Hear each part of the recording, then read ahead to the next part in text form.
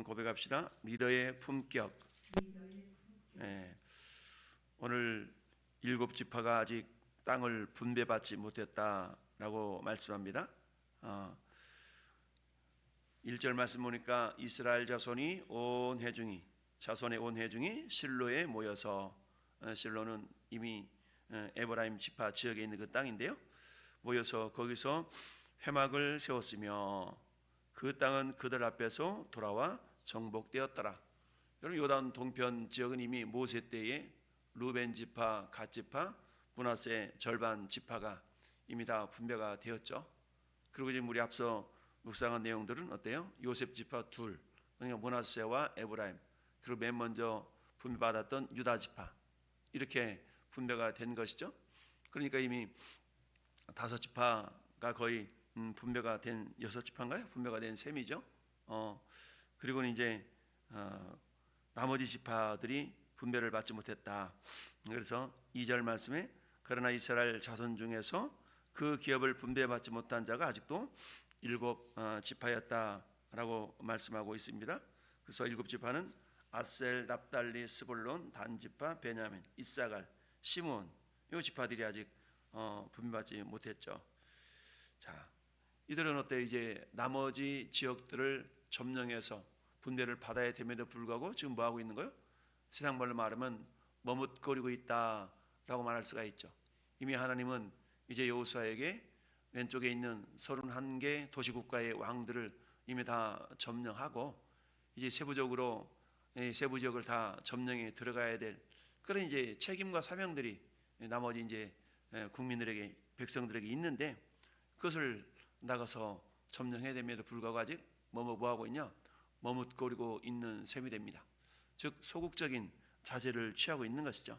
그러자 여호수아가 3절 말씀에 이스라엘 자손에게 이르되 너희가 너희 조상의 하나님 여호와께서 너희에게 주신 땅을 점령하러 가기를 어느 때까지 지체하겠느냐. 즉 머뭇거리고 있는 것이죠. 그래가지고 여호수아가 뭐 하고 있습니까? 이제 세 사람씩 선정하라.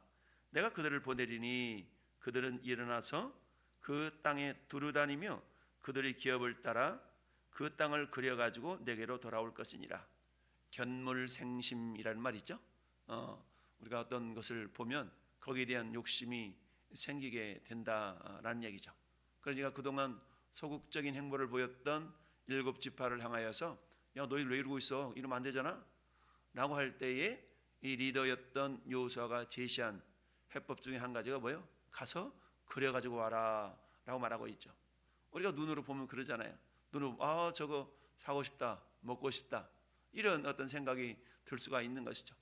에덴 동산에서 아담과 하와에게 유혹했던 사탄의 전략도 뭐한 것이었습니까? 자꾸 말을 통해서 보게 하고 마음을 품게 하고 실체 넘기도록 했던 것이죠. 이것은 악한 쪽으로 역사했던 마귀 역사인 반면 오늘 본문 속에서는 여호수아가 그야말로 비전을 품도록 제시하는 내용이다라고 말할 수가 있습니다. 그런데 그 비전을 품기 위해서는 어떻게 해야 돼요? 눈으로 볼 수 있는 기회를, 방법을 사용하고 있는 것이죠. 그래서 각 7지파의 나머지 지파의 각 3사람씩을 뭐해라? 선정하라. 마치 45년 전 저 가데스 바네에서 각 지파마다 한 사람씩 12명의 정탐꾼을 보냈던 때와 같이, 그랬죠? 뿐만 아니라 어떻습니까? 여리고 성읍을 정탐하도록 보냈던 2명의 정탐꾼과 같이 이처럼 3명씩을 선정해서 데려와라. 내가 그들을 보내리니 그들은 일어나서 그 땅에 두루다니며 그들의 기업에 따라서 땅을 그려가지고 내게 돌아와라. 그러면 어때? 내가 그들을 어떻게 10일 뽑아서 나눠줄 수 있도록 하겠다라고 말씀하고 있습니다. 이처럼 소극적인 행보를 보였던 7지파를 향하여서 그 땅을 그려가지고 돌아올 것을 명령하고 있죠. 이처럼 방법을 제시하고 있는 이 여호수아의 리더의 모습은 첫째는 뭐예요? 비전을 제시하는 그런 리더의 모습이었다라는 얘기입니다. 무작정 해가 아니라 이러이러한 비전을 품고 이런 생각을 품고 갈 수 있도록 어찌 보면 방향을 제시하는 그런 리더였다라고 말씀할 수가 있죠. 그렇습니다. 이를 통하여서 여호수아가 원했던 건 뭡니까? 그들이 잠깐 잊고 있었던 하나님의 약속을 다시 한번 상기시키는 것이죠. 왜 그러잖아요. 야, 이 땅 보이냐? 이거 옛날에 내 할머니가 내 할아버지가 뭐 이러면서 그 약속을 상기시킬 때 어때요?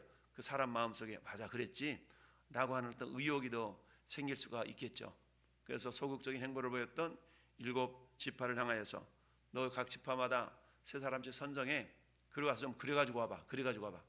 눈으로 보면 이것이 하나님께서 이미 약속하셨던 땅인데 라는 생각을 가질 수가 있는 것이죠. 잠언서 29장 18절 말씀 보니까 묵시가 없으면 백성이 방자에 행하거니와 라는 말씀이 있죠.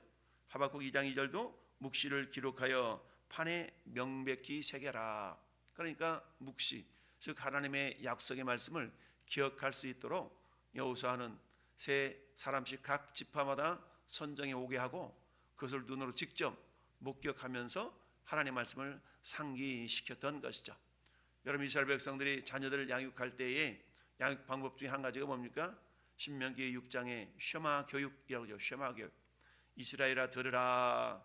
자녀들을 양육할 때 하나님의 말씀이 보일 수 있도록 미간에도 붙이고 임방에도 붙이고 막 자꾸 말씀이 눈에 보일 수 있도록 그렇게 했던 것이죠. 그렇게 해서 뭐요?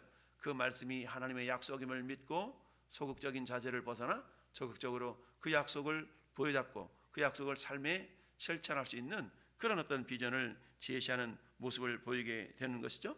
그래서 어느 때까지 지체하겠느냐라고 하면서 그들을 한마디로 말하면 행할 수 있는 비전을 제시하는 그런 모습인 것을 보게 됩니다.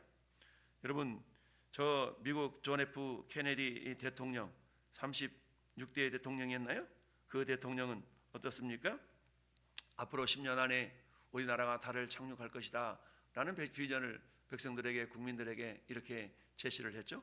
그 일로 결국 1961년 1월 20일 이렇게 결국 달을 향하여 출발했던 아폴로 11호 63년 11월 22일 암살 당하기까지 1969년 7월 16일에 출발해서 69년 7월 20일 날 달을 착륙했고 24일 날 태평양으로 이렇게 돌아오기까지, 즉 그 일이 있기 전까지 10년 전에 이미 우리나라는 달을 착륙할 것입니다 라는 비전을 제시했고 그 비전에 따라서 모든 준비가 이루어졌다라고 볼 수가 있는데요. 이처럼 첫 번째 리더의 품격을, 첫 번째는 비전을 제시할 수 있는 그런 어떤 리더다라고 볼 수가 있는데 여호수아가 이런 비전을 제시했죠. 그런데 리더의 이 품격을 보여주었던 가장 훌륭하신 분이 누구예요? 예수님이시죠. 예수님 뭐라고 말씀하셨습니까? 내가 곧 길이요 진리요 생명이다 라고 말씀하셨죠. 그러니까 우리 주님이 길이요 진리요 생명이면서 직접 모범을 보이시고 내가 이것을 행하면 너희도 나를 본받게 하려 본받아 행하게 하려 하심이라 하면서 어떻습니까? 그야말로 세족식을 행하시고 모범을 보이셨던 그 주님의 모습을 우리가 알 수가 있습니다. 이처럼 비전을 지지했던 이 여호수아의 그 지시에 따라서 이제 3명씩 선발이 되어져서 드디어 이제 땅을 그려가지고 오도록 했던 것이죠. 그래서 5절 말씀에 그들이 그 땅을 7부분으로 나누되 유다는 남쪽 자기 지역에 있고 요셉의 족속은 북쪽에 있는 그들의 지역에 있으니, 그러니까 남쪽은 이미 유다 자손이 분배받았고 저 북쪽은 루벤 지파와 에브라임 지파가 차지했으니까 나머지 땅들을 이제 그려가지고 오면 나눠주면 되겠죠. 그래서 6절 말씀에 그 땅을 7부분으로 그려서 내게로 가져오라. 그러면 내가 여기서 너희를 위하여 우리 하나님 여호와 앞에서 제비를 뽑으리라. 결국 사람의 마음으로 자기 길을 계획할지라도 그 걸음을 인도하신 분은 하나님이시기 때문에 이처럼 그렇게 하고 있는 것이죠. 두 번째 리더 품격을 살펴본다 그러면 리더 품격은 분명한 책임을 분명히 하는 자이다. 왜요? 지금 각 지파마다 3사람씩을 선발을 해서 그려오라라고 지시를 함으로 말미암아서 넌 이거 하고 왜 우리가 그러지 않습니까? 그 사람들 요즘은 많이 CPR이라고 그래가지고 그런 일들을 많이 훈련을 받고 교육도 받죠. 그래서 CPR 훈련을 받아서 어떤 위급 상황이 발생하면 서로가 미룬다는 거예요. 그때 그걸 할 수 있는 사람이 구체적으로 지시를 하라고 배우거든요. 당신은 119에 연락을 하시오. 당신은 뭘 하시오. 당신은 뭘 하시오. 이게 구체적으로 지시를 해줘야만이 책임이 부여되기 때문에 그 일을 한다는 거예요. 근데 누가 좀 이렇게 해주세요. 그러면 안 한대. 누가 그러면 안 되고 구체적으로 당신은 뭘 하고 당신은 뭐 하고. 우리 목장에도 마찬가지죠. 우리 김 집사님 이걸 좀 해주시고, 요건 이 집사님이 좀 해주세요. 요거는 우리 김성노님이 좀 해주세요. 이렇게 우리가 구체적으로 지시를 해야만이 그 일을 하는 것이지, 이렇게 하세요라고 하네요. 제가 여러분들에게 목장 모임 순서지를 4주 동안 나눠주면서 하라고 해도 안 하잖아. 그러니까 이번에는 한번 구체적으로, 그래 우리 리더를 가정에서 먼저 해보십시오라고 이렇게 구체적으로 이렇게 지명해 준 까닭은, 해보라고 했을 때 되지 않았을 때 그냥 포기하는 것이 아니라 그런 길을 제시해 주고 있는 리더의 모습이 이 여호수아의 모습이었다라는 얘기죠. 이처럼 책임을 분명히 하는 그런 리더의 모습이다. 누가복음 16장 10절이었대요. 지극히 작은 것에 충성된 자는 큰 곳에서도 충성한다라고. 자기가 맡겨진 그 일들을 최선을 다해서 감당할 수 있게 해서는 맡겨져야 되죠. 맡겨져야. 당신들 알아서 좀 해보세요. 물론 그렇게 해서 된다 그러면 좋겠지만, 그게 되지 않았을 때는 구체적으로 이렇게, 당신한테는 1달란트, 당신한테는 2달란트, 당신한테는 5달란트 주겠어. 이걸 가지고 가서 장사해 보시오 라고 구체적으로 책임을 분명히 하는 그런 리더들이 있다는 얘기죠. 자, 그래서 우리 주님이 고린도전서 4장에서도 사람이 마땅히 너희를 그리스도 일꾼이요 하나님의 비밀을 맡은 자들로 여길지어다. 맡은 자들 구할 것은 충성인이라. 맡겼어. 구체적으로 맡겨줬다는 얘기죠. 각 지파마다 3명씩을 데려와 보시오 라고 구체적으로 책임을 이렇게 분명히 할 수 있는 그런 모습이 생긴다는 얘기죠. 여러분, 일본의 유명한 자동차 기업이었던 도요다는 어떻습니까?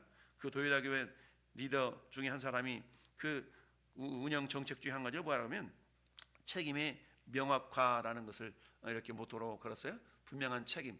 그러니까 어떻게 보면 당신은 요거에 대한 일을 행하고 분명한 책임을 감당하시오라고 책임을 분명히 하는 그런 어떤 경영 정책을 통해서 위기를 탈출했다라는 이야기가 있죠. 세 번째는 리더는 오늘 4절 말씀에 있는 것처럼 각 지파마다 세 사람 선정하고 그 다음에 어떻게 돼요? 책임을 분명하는 뿐만 아니라 이제 공의를 실천하는 10절 말씀이 어때요?